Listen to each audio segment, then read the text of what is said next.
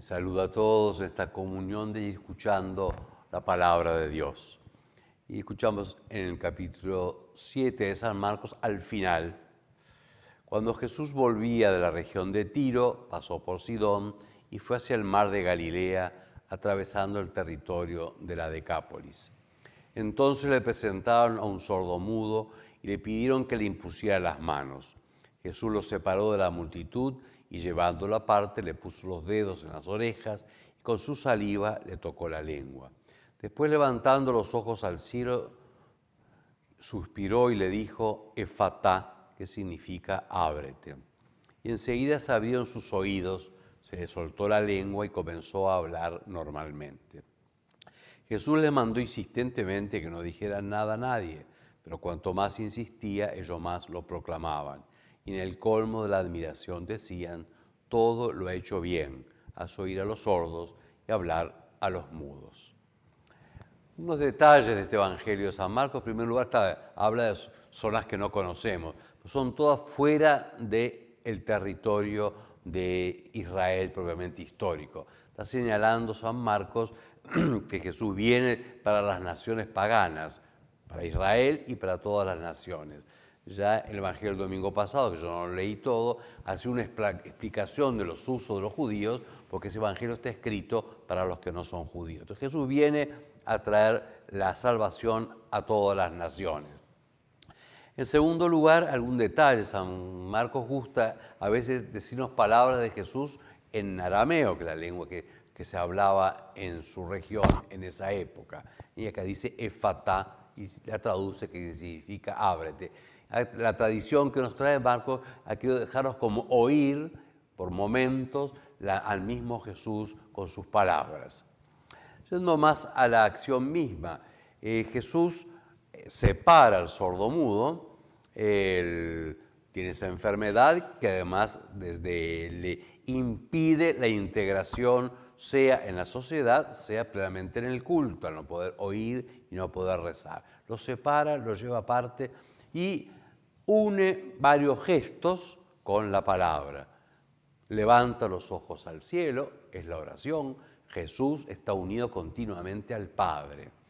En segundo lugar, se inspira, y que es un signo de como atender al Espíritu Santo, y luego le puso los dedos en las orejas, con su saliva le tocó la lengua, hay una serie de gestos y las palabras. Nos representa, actúa Jesús, lo que podríamos llamar un poquito preciso, la estructura sacramental, o sea, humana y divina, sensible y espiritual, visible e invisible de la acción de Jesús, que se continúa así en la Iglesia. Jesús es el Hijo de Dios, cuya divinidad no podemos ver, pero se ha encarnado y obra simultáneamente, como es la persona divina del Hijo, en la carne con palabra y gestos. Esta misma realidad sigue continuando en la Iglesia en los sacramentos. Los sacramentos son signos visibles, sensibles, que instituyó Jesús y que Él sigue obrando a través del cuerpo de la Iglesia. Ese es también el sentido del sacerdocio. El sacerdocio no es que seamos unos superhombres, ni que no estemos acechados por el pecado, ni que seamos perfectos, sino instrumentos a través de los cuales Jesús habla, toca, dice y obra la gracia del Espíritu Santo. En la estructura sacramental, y así Él mandó bautizar, Él mandó celebrar la misa, Él mandó entregar el Espíritu Santo con los gestos de la imposición de manos, Él mandó que se perdonara con un gesto de reconciliación. De verdad, estos signos que hemos escuchado se suelen hacer en el bautismo. En lugar de bautizado, después de bautizado, el sacerdote al niño, con el bautismo del niño, le toca el oído y le toca la lengua y le dice, el Señor Jesús, que hizo oír a los sordos y hablar a los mudos, te conceda su tiempo, escuchar su palabra y proclamar la fe para gloria de Dios Padre. Amén. Apreciemos, pues, en la estructura sacramental la cercanía con que Jesús nos ha quedado en la Iglesia, especialmente en los sacramentos, el máximo, la Santa Misa, la Eucaristía. Y como todos lo decían, digamos nosotros también, aún en la imperfección de los medios humanos, todo lo ha hecho bien, hace oír a los sordos y hablar a los mudos. El programa anterior, hablando de la juventud, algo hablamos de la vocación. Y digo, la vocación, como decía, hay una vocación que un poco la persona, cada uno tiene sus cualidades, sus límites y un centro. Y eso hay que, al modo que escucharlo, porque Dios nos ha hecho así, a cada uno propio. También, por supuesto, hay que trabajarlo, porque cada uno también tiene sus como defectos básicos, como los límites de su psicología, y eso también hay que trabajarlo para integrarlo, pulirlo en la propia boca. También están las vocaciones en cuanto a trabajo, en cuanto las aptitudes que uno tiene, gustos que Dios le ha puesto, con los cuales que también normalmente tiene que ir eligiendo, porque cada uno de nosotros podría hacer 3 o 4 carreras, por decir así, tendría buena inclinación y buen deseo y tiene que ir eligiendo. Y luego está lo más de fondo, que es la vocación religiosa, que aún también podemos distinguirla a 2 niveles. La vocación como el llamado a ser hijo de Dios, la vocación a la vida cristiana, la vocación a vivir los mandamientos, la vocación a la unión con Dios en la oración, que el católico tiene que irla desarrollando dentro de la iglesia. Todos los bautizados somos llamados a la santidad en la iglesia, a tomar los medios de esa santidad, que son los sacramentos, la misa, la palabra de Dios, el cuerpo de Cristo, e ir buscando la voluntad de Dios en nuestra vida.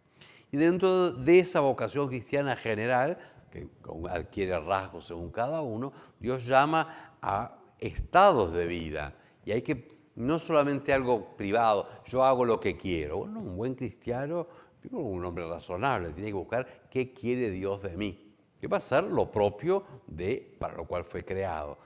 El matrimonio es un estado de vida, es una vocación, por supuesto de las más generales. Para ella hay que escuchar a Dios, hay que aprender de Dios cómo se prepara para ello, cómo el hombre se hace libre, responsable, capaz de amar, capaz de hacer alianza, capaz de poder asumir un compromiso para toda la vida, capaz de colaborar con Dios en la procreación, en la educación. Todo ello es pues un llamado y una preparación. Quisiera también hacer una serial sobre las vocaciones de una especial consagración a Dios en la iglesia. Todas las vocaciones son valiosas y cada uno, la vocación que le es valiosa para sí, es la que Dios le da a cada uno. A su vez, todos nos enriquecemos en la iglesia con las distintas vocaciones. Yo no tengo vocación de irme a vivir solo en el desierto cara a cara con Dios, pero el que la tiene, y los hay en la iglesia, y los ha habido, esos a mí me recuerdan siempre que Dios es todo y es el centro. La iglesia se construye también hacia el Espíritu Santo, el que recibimos en la confirmación abundantemente, en una pluralidad de vocaciones. En estos días nos ha visitado un obispo que fue monje benedictino, argentino. Entonces quisiera hablar un poquito de la vocación monástica, que no es la más común. En Canelones hay 4 monasterios femeninos, en otras partes del país hay otros monasterios femeninos de religiosas cuya vocación es sobre todo estar para el Señor. No es solo, trabajan para mantener su vida, viven en comunidad, pero nos recuerdan y es una vocación de consagración total al Señor. Si Dios quiere, ya ha habido aquí también monjes varones, una experiencia que duró rica, 30 años, de un modo se cortó, ahora esperamos comenzar con otra. La vocación, el monje significa, viene de monacus, que significa solo, nos recuerda esa dimensión de soledad central en el ser humano. La soledad, el silencio, es central en el ser humano porque en el fondo es la contracara de su capacidad de estar cara a cara con Dios. El monje vive especialmente esta soledad, aunque también vive en comunidad, pero con grandes momentos de silencio y todo orientado a esa soledad. Es una riqueza para la iglesia, para nosotros, las vocaciones monásticas, tanto masculinas como femeninas, y también es un llamado a aquel pequeño monje que cada uno debe ser y en la vida y también ante la muerte. El Señor nos acerque pues a la riqueza de nuestra propia vocación y enriquecernos con las otras vocaciones en la iglesia y ayude a los jóvenes a encontrar el llamado de Dios.